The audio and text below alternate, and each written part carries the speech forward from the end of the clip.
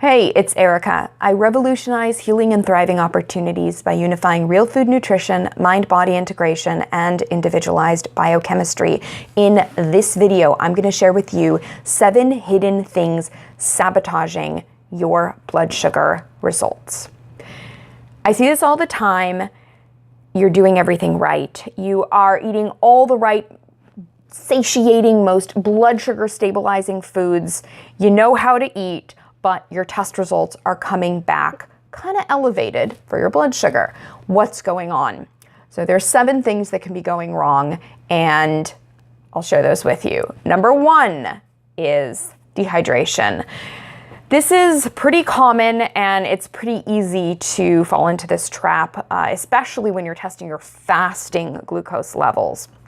If you go to the doctor's office, in the morning after you've fasted overnight, you may not have drunk any water or drunk adequate water, or even more likely, if you're administering a test at home to test your glucose levels, you wake up in the morning, stumble out of bed, and you go to wherever your test, kit is in your kitchen, your bathroom or whatnot, and you just swab your finger off and you prick it and you test, and voila, you have slightly elevated levels. What's happening? Well, you were just fasting. Oh my gosh, are you becoming a diabetic now? You may not be. It may just be that you have not adequately hydrated. So make sure that you do so. Don't go overboard with it though, and guzzle a bunch of water. That too can create negative results. So we really want to make sure moderation is key here, adequate hydration, and know that this can affect different factors in your blood test results as well. Things like electrolytes. If you go to your doctor, whenever I run labs on my clients and I see electrolyte balance comes back slightly off, either slightly elevated or deficient for different minerals, I'm not usually alarmed right off the bat. I kind of question if my client has actually been adequately hydrated, so that's something that I'll watch over time, and I'll remind my client, make sure please that you're drinking an adequate amount of water prior to testing.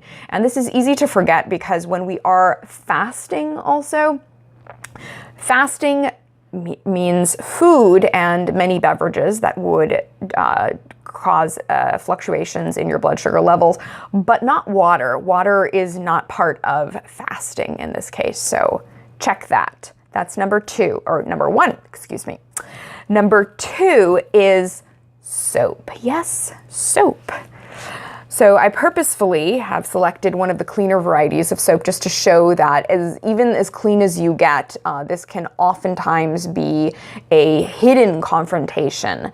So you're looking at a 7th generation soap. It is free, it is clean, it is unscented, natural, and hypoallergenic. It kind of is like the ultimate soap that you'd probably want to be careful if you are considering, not just what you're putting in your mouth, but what you're putting on your body as well. But it has an ingredient in it that may skew test results, especially if you're testing at home. So ingredient listings are, and you can't see the ingredients very well right here, it's out of focus, so I'll be your eyes for you here. There's about 10 ingredients in here. Water is the first ingredient. It's the most prominent, as ingredients are always listed in descending order in ingredient lists. So water is understandable as a first ingredient in a liquid soap. And the third ingredient of about 10 is decyl glucoside. Now, this is a variety of a kind of sugar molecule. The word glucoside kind of gives it away. It sounds like glucose, right? So even thoroughly washing your hands, you may have a slight residue present on your hands. And this has happened to me before. I've washed my hands pretty thoroughly, rinsed pretty thoroughly, swabbed my finger with an alcohol swab, proceeded to test, and my test results come back slightly elevated. And I'm thinking, what's going on here? I mean, I'm doing everything right. I'm eating all the right foods. And I had the wherewithal to question, what's the variable here? I think of, oh my gosh, soap. So I quickly go into my bathroom, go to my shower, grab my bottle of everyday Shea body wash, and it's like 3 ingredients, kind of in the realm of like Dr. Bronner's, for example. And I look at the ingredients, there's nothing that's any kind of derivative of like a sort of sugar. And so I wash my hands with it, rinse really thoroughly, swab my finger again, retest, all within the span of like a couple minutes from when I did the original test, and my results come back totally within the ideal range. So it was pretty clear that the soap was likely influencing it, and I'm, pretty rigorous, so I retested a couple of times with, different fingers, and also going back and washing my hands again with the original soap that had seemingly skewed the results, and I was reproducing the results, which is pretty important, being scientifically rigorous, that you can reproduce results. So I've mentioned this to my clients as well. They've kind of experimented at home and have found that this is the case. So I'm not singling out, by the way, 7th generation, and this is not a bad soap. Actually, this ingredient is, or this variety of ingredient is pretty common in many soaps, not just a 7th generation soap. So be mindful about that. That's number 2. Number 3 is EMFs, and those are electromagnetic frequencies. It's really common in the modern world, and it's a newer confrontation for us as a species. We are constantly inundated with EMFs from cell phone usage. We have cell phone towers everywhere, especially in highly populated areas. When we're at home, we're exposed to our Wi-Fi connections. Very few of us have wired networks these days, and even if you do, or even if you think about this and at night, for example, unplug your router, you may very well still be exposed to EMFs that are coming from your surroundings, so your neighbors, or like I said, cell phone towers. It's very hard to get away from EMFs these days, and EMFs can have some negative effects on blood sugar levels, and not just blood sugar levels, but your insulin as well, which insulin plays the role of coming in and collecting the sugar from your blood. So really critical in what we call the blood sugar axis. And your doctor doesn't usually test for it either, but I'll get into that a little bit more momentarily. So I want to read to you 2 studies about EMFs and blood sugar levels, as well as insulin.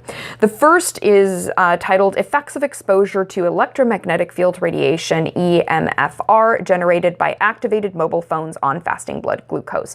This test was administered on Wistar albino rats, and these rats exposed to mobile phone radiation for longer than 15 minutes a day for a total period of 3 months had significantly higher fasting blood glucose and serum insulin compared to the control group. They also looked at another biomarker of cell function, and that biomarker indicated insulin resistance risk, and it was significantly increased in the groups that were exposed for 15 to 30 and 46 to 60 minutes a day compared to control rats. And let me tell you, these periods of time are like peanuts for what most humans are exposed to in the modern world these days.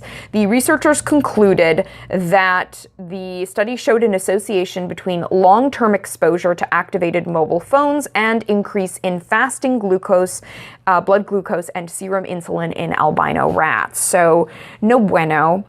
And the other study was a study that was conducted on, I just lost my place here. I'm going to pull this up here as I explain what it is. It's a study that was conducted on humans, and they were looking at people who were primarily over the age of 40 and who had already had some problems with blood sugar regulation. And they did not find good results for this. So here, I'm just pulling this up on my tablet here. I have to find the link. Excuse me. This is such a moment here. Here we go.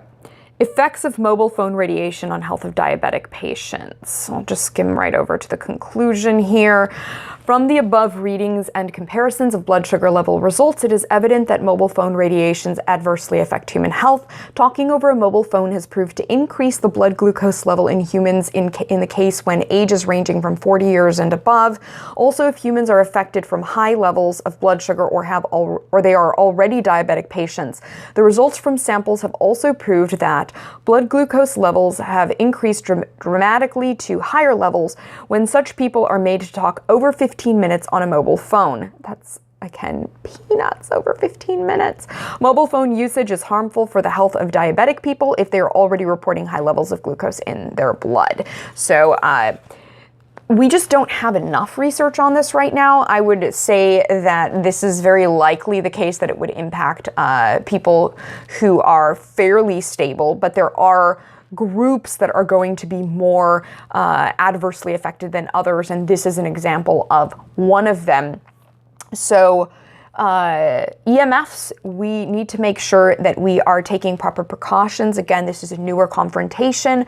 I'm recording on my cell phone right now. It is in flight mode, but to illustrate the point that we're constantly using our cell phones. So be careful about not storing your phone like in your pocket, on your body, resting it on your body, even for a short period of time. These are very powerful conduits of EMFs.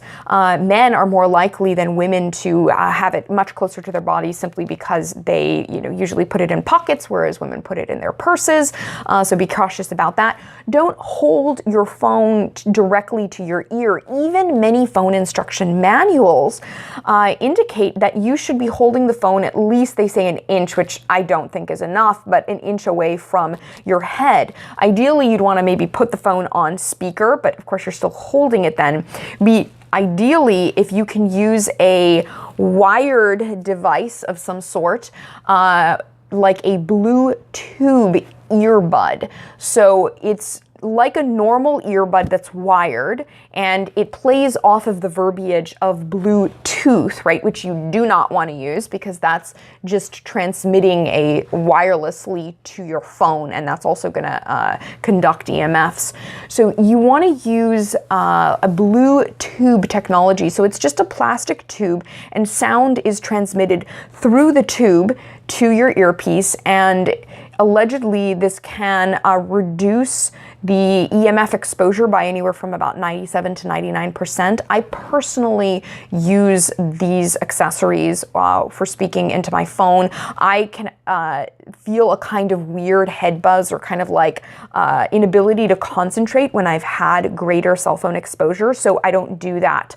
I use the Bluetooth earpiece and I don't have those problems. Be careful about that. Again, be cautious about not relying on plugging your Wi-Fi router at night if you have your neighbors around you. So that's another concern.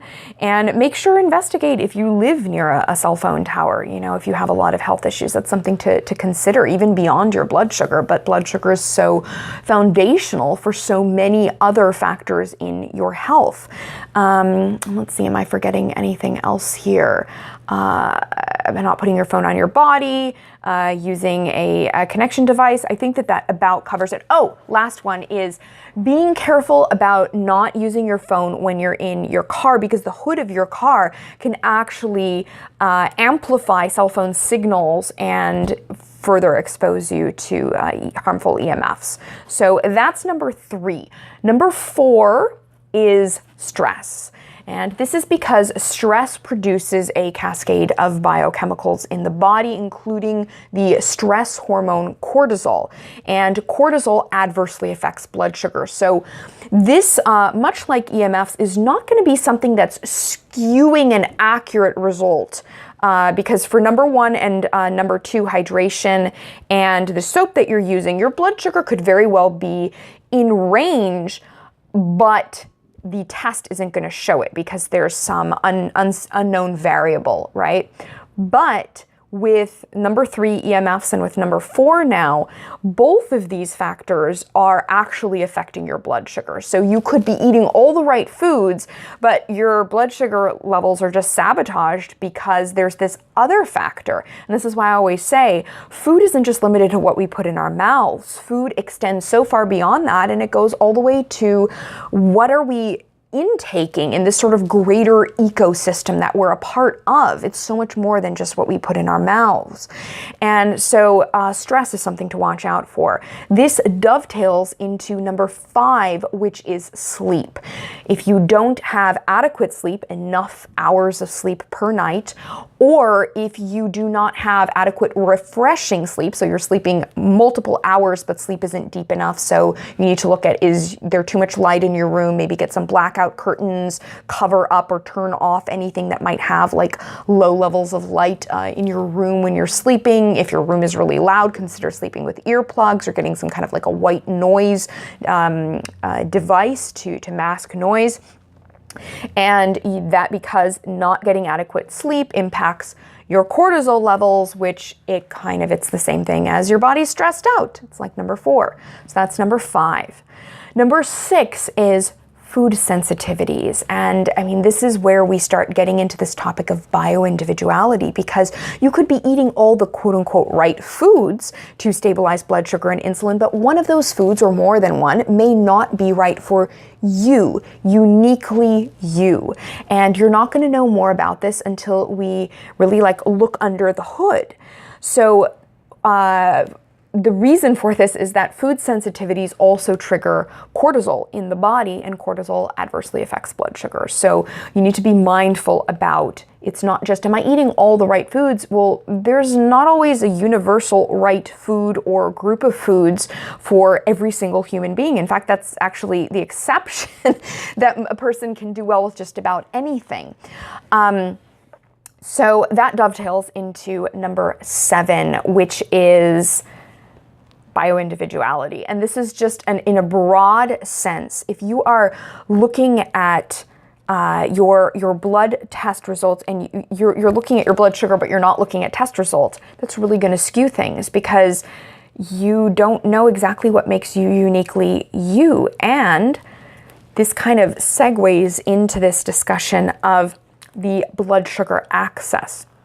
So your blood sugar levels are not always an accurate indicator of what's going on with your blood sugar axis at large, or how you're making energy from food. So there are cases where your blood sugar may actually be totally stable, but your insulin isn't working very well. So the really are not stable, but in ideal zones. And so the perfect amount of blood sugar is still hanging out for too long because insulin isn't collecting it. And you're going to want to make sure that you're looking at other factors. And most doctors don't run your fasting insulin levels. Anytime that I'm looking deeper with a client, I really consider a broader range than just your glucose levels. Another indicator, your HbA1cs, hemoglobin A1cs, your doctor does commonly run these, and sometimes your glucose can come back perfectly in range, but your HbA1cs will not come back in range. And this is because, again, there may be an issue with your insulin where your blood sugar is just hanging out in your bloodstream too long, and it's damaging liver cells that are being exposed to sugar, and they become what is called glycated, and you produce what are called advanced glycation end products, AGEs. It's a very appropriate acronym for it, AGE, aging, right? So that's another factor. But then even more nuanced than that is going farther down into looking at like your GLUT4 pathway or your pentose phosphate pathway, these pathways whereby we make energy from food. And you may look like everything is going on totally fine and all the other things I mentioned, but something else is up in these other pathways. And you can actually be even hypoglycemic and your blood sugar looks fine, but there's something else going on farther down. And the same thing is that you can be at risk for diabetic complications even when your blood sugar, right, looks like it's totally normal. So you're not going to know these kinds of things unless you start going a lot deeper with your lab work. It's not enough always to just eat the right foods. And I will tell you now that when I work with clients who I see these issues presenting, food alone will not resolve these issues that are happening farther along the pathways. You have to turn to lab work, really looking at a bio-individualized protocol that includes supplements as well and lifestyle considerations. So I hope these 7 hidden things that are sabotaging your blood sugar results have proven helpful. And if you appreciate my myth busting and find it valuable, do subscribe to my channel and sign up for my free updates at erikaherman.com. That's Erika with only a K, ErikaHerman.com. And I will see you in the next video.